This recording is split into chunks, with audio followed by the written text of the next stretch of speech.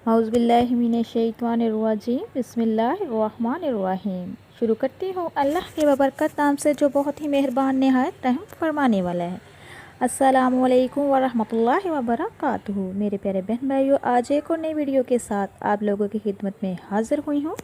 आज की इस वीडियो में मैं आपको बताने जा रही हूँ उम्मुल मोमिनीन हज़रत हफ्सा को तलाक। तो मेरे प्यारे बहन भाइयों, बुखारी शरीफ में जिल्द अव्वल में है, हज़रत इब्ने अब्बास रज़ी अल्लाह अन्हु से मरवी है कि उन्होंने कहा, मेरी ख्वाहिश है कि मैं अमीरुल मोमिनीन हज़रत उमर रज़ी अल्लाह अन्हु से ये मालूम करूं कि नबी करीम सल्लल्लाहु अलैहि वसल्लम की बीवियों में से वो औरतें कौन सी थी जिनके बारे में अल्लाह करीम ने सूरत तहरीम में इरशाद फरमाया है। आप कहते हैं, एक मरतबा मैंने हज़रत उमर के साथ हज किया। आप रास्ते से मुड़े तो मैंने भी चागल लेकर उनके साथ मुड़ा। वो आगे चले गए और अपनी हाजत पूरी की तो मैंने उनके हाथों पे पानी डाला। उन्होंने वज़ू किया तो मैंने पूछा, है अमीरुल मोमिनीन, अल्लाह के नबी सल्लल्लाहु अलैहि वसल्लम की अज़वाजों में से कौन सी दो थी कि जिनके बारे में अल्लाह रब्बुल इज़्ज़त ने फरमाया कि अगर तुम दोनों अल्लाह की जनाब में तौबा करो तो बेहतर है। हज़रत उमर ने फरमाया, ए इब्ने अब्बास, आप पर तअज्जुब है, यानी आपको पता नहीं। इससे आयशा रज़ी अल्लाह अन्हा और हिफ्ज़ा मुराद है। यह कहकर आपने पूरा वाक़या बयान किया और फरमाया, मेरा एक इंसारी पड़ोसी मदीने के बुलंद देहात में बनी उम्मी बिन ज़ैद के गांव में रहता था। हम बारी बारी हज़ूर अकरम सल्लल्लाहु अलैहि वसल्लम की बारगाह में हाज़िर होते थे। हम कुरैश के लोग औरतों पर गालिब रहा करते थे, लेकिन जब हम मदीना में इंसार के पास आए तो देखा उनकी औरतें उन पर गालिब है। ये रंग देखकर हमारी औरतों ने भी इंसारी औरतों का वितरा इख्तियार कर लिया। एक बार ऐसा हुआ कि मेरी बीवी ने मुझे जवाब दिया जिस पर मैं उससे नाराज़ हुआ। वो कहने लगी, आप मेरा जवाब देना क्यों बुरा समझते हो? हालांकि नबी करीम सल्लल्लाहु अलैहि वसल्लम की बीवियां भी ऐसा करती हैं और उनमें से कोई तो शाम तक खफा रहती थी। हज़रत उमर रज़ी अल्लाह अन्हु फरमाते हैं, ये सुनकर मैं घबराया और कहा, उनमें से जो भी ऐसा करती वो बड़ा नुकसान उठाएगी। फिर मैंने अपने कपड़े पहने और अपनी बेटी हफ्सा के पास चला आया। मैंने हफ्सा से कहा, क्या तुम में से कोई सारा दिन और रात रसूल अकरम सल्लल्लाहु अलैहि वसल्लम को गुस्से में रखती हैं? हफ्सा ने कहा, हाँ। मैंने कहा, जो ऐसा करती है वो तबाह बर्बाद हुई। क्या तुम अल्लाह के गज़ब से नहीं डरती कि इसके रसूल को गुस्सा दिलाती हो? याद रखो, ऐसा करने से तबाह हो जाओगी। रसूल अकरम सल्लल्लाहु अलैहि वसल्लम से ना तो बहुत फरमाइशें किया करो और ना जवाब देकर और ना आपसे नाराज़ होकर, और अगर तुझे किस चीज़ की ज़रूरत हो तो मुझसे मांग लिया करो।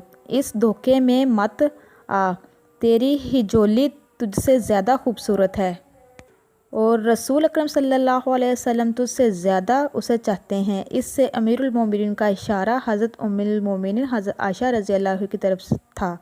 हज़रत उमर फरमाते हैं, फिर एक दिन ऐसा हुआ कि मेरा इंसारी साथी मदीने से वापस लौटा तो ज़ोर ज़ोर से मेरा दरवाज़ा खटकाने लगा। मैंने पूछा, क्या हुआ? कहने लगा, रसूल अकरम सल्लल्लाहु अलैहि वसल्लम ने अपनी बीवी को तलाक दे दी। मैंने जो ही ये सुना तो कहा, हिफ्सा तबाह बर्बाद हो गई। मैं तो पहले ही समझ गया था कि ऐसा होने वाला है। आप फरमाते हैं कि मैंने जल्दी से अपने कपड़े तैयार किए और सुबह नमाज रसूल अकरम सल्लल्लाहु अलैहि वसल्लम के हमरा पढ़ी। अल्लाह के नबी नमाज से फारिग हुए तो अकेले अपने वाला खाने में जाकर लेट के मैं वहाँ से निकला और सीधा अपनी बेटी हिफ्सा के घर चला गया। मैंने इसे देखा तो वो रो रही थी। मैंने कहा, क्या मैंने तुमको पहले ही समझा नहीं दिया था? अब बताओ, क्या वाकई रसूल अकरम सल्लल्लाहु अलैहि वसल्लम ने तलाक दे दी है? वो कहने लगी, मुझे नहीं मालूम। आप रसूल अकरम सल्लल्लाहु अलैहि वसल्लम से जाकर मिला खाना में पूछ लें। میں وہاں سے نکلا تو دیکھا کچھ لوگ مسجد نبوی شریف کے ممبر کے پاس بیٹھے ہیں اور ان میں سے کچھ رو بھی رہے ہیں۔ میں کچھ دیر ان کے پاس بیٹھا اور پھر دربان سے کہا، رسول اکرم صلی اللہ علیہ وسلم کے پاس جاؤ اور عرض کرو عمر ملنے کی درخواست کر رہا ہے۔ دربان نے حضور اکرم صلی اللہ علیہ وسلم تک میری عرض پہنچائی۔ آپ نے خاموشی اختیار فرمائی یہاں تک کہ دربان واپس آیا اور مجھے تمام بات کہہ دی۔ میں یہ خاموشی سمجھتا تھا، لہٰذا میں واپس مڑا اور دوبارہ لوگوں کے پاس جا کر بیٹھ گیا۔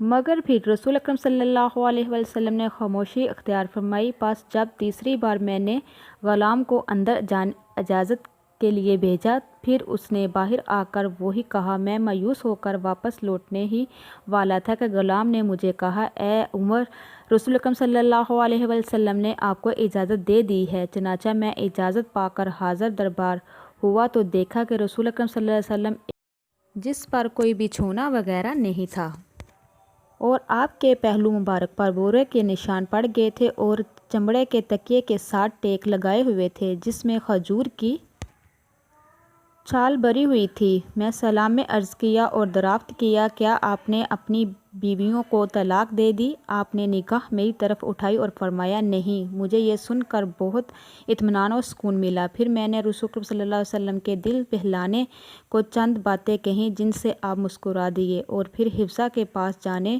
اور ان کو امیر المومنین حضرت عائشہ رضی اللہ عنہا سے متعلق نصیحت کرنے کا واقعہ بھی بیان کیا۔